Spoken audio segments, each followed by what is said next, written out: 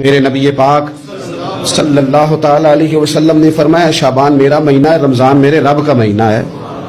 اتنی برکتوں والا مہینہ، اتنی شانوں والا مہینہ ماہ رمضان، آپ نے کچھ باتوں کا بڑا ہی خیال رکھنا ہے۔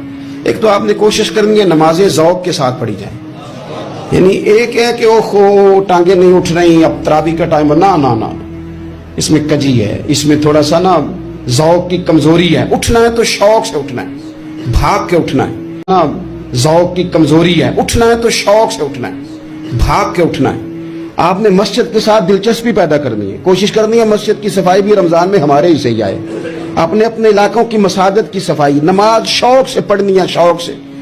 آپ نے رمضان المبارک میں کوشش کرنی ہے کہ آپ یہ کہیں کہ زیادہ سے زیادہ میں نہ دوسروں کو نواز سکوں، میں نہ چپکے سے پہنچوں کسی غریب تک، خود سے جاؤں اور رمضان سے پہلے جاؤں۔